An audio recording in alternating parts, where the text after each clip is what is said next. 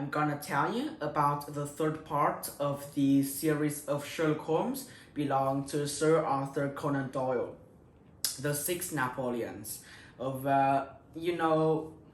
when it comes to kind of a writer who really good at writing detective books, people will definitely think about Sir Arthur Conan Doyle. And Sherlock Holmes is also a very famous character that he has ever made. And the book, The Six Napoleons, is a kind of short story which related to the process when Sherlock Holmes tried to solve the mysteries.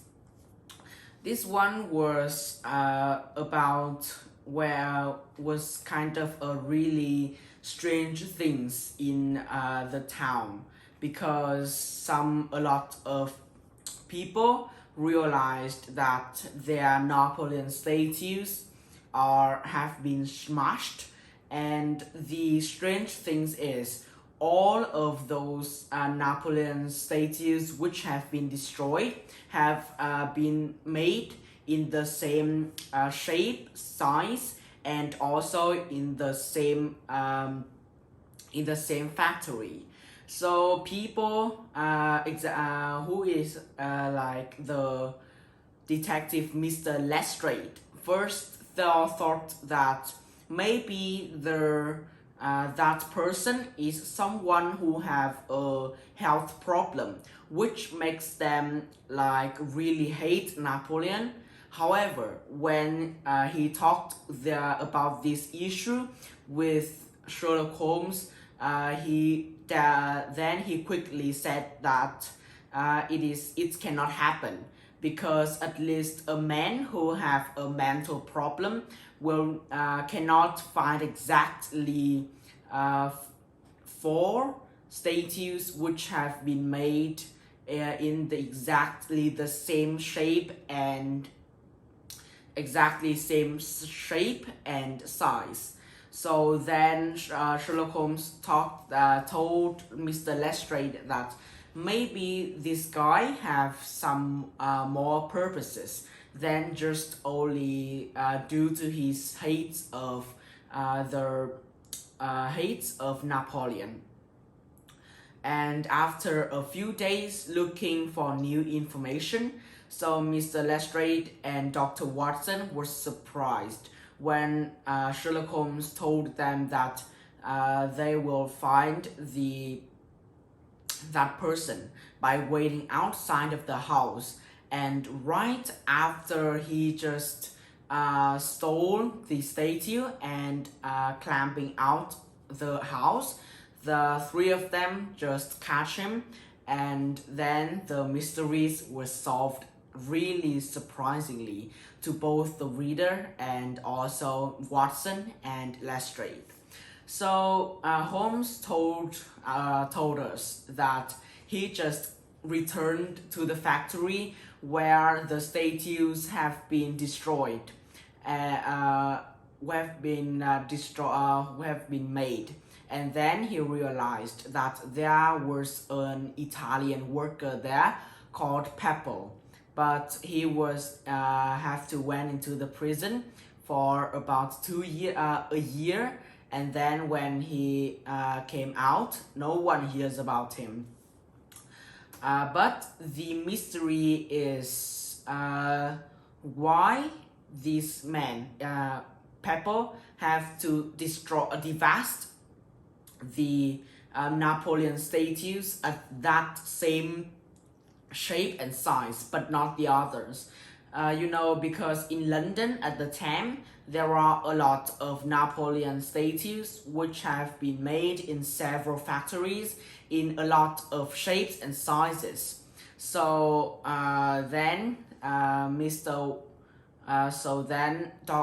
Sherlock Holmes just realized that at least that this guy was finding something from those statues, and when he found out about the true person of Peppo, which is a cutthroat killer in the past, If you don't know, so cutthroat killer is kind of a person people who work for the mafia, and they are usually Italian. So they usually kill people by cut their throats, and Pepper was one of them. But then, so Sherlock Holmes want to test his prediction, and he after catching Pepper, so he just bought the last statues of Napoleon, and he find a gems which is very valuable. So the story is this man Pepper was kind of was being wanted by the police, and but he has owned a kind of a green gem which was really valuable, and he really hopes to get a lot of money from it.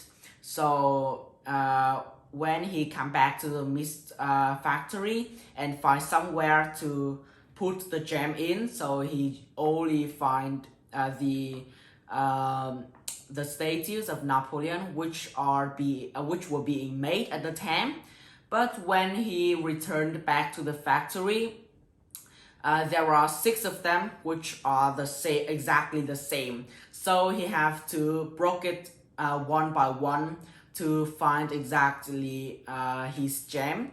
So the last, unfortunately, he cannot find it after breaking 4 statues, and that's the time when Sherlock Holmes and Mr. Lestrade begin to make an eye on him. So that is the story. I think is at first, I think I and most people think that maybe Pepper is some guys that really hate Napoleon for some reasons. And when Sherlock Holmes told us and Mr. Lestrade that this man definitely don't have any mental problems, and maybe he don't really hate Napoleon, and maybe have some other purposes, I can still kind of curious about how can Sherlock Holmes made his theory. And like the other 2 first stories, Sir Arthur always give us some really surprise end, and at first I have to like read it once more to ensure that at least I don't skip any important things given by the writer. And this book and also the whole part of Sherlock Holmes I really recommend, because it can help us improve our English skills like me. And also I really like the way Sherlock Holmes work, like the way he solve his problem really carefully, and he never skip any, like even some small things which can be really important.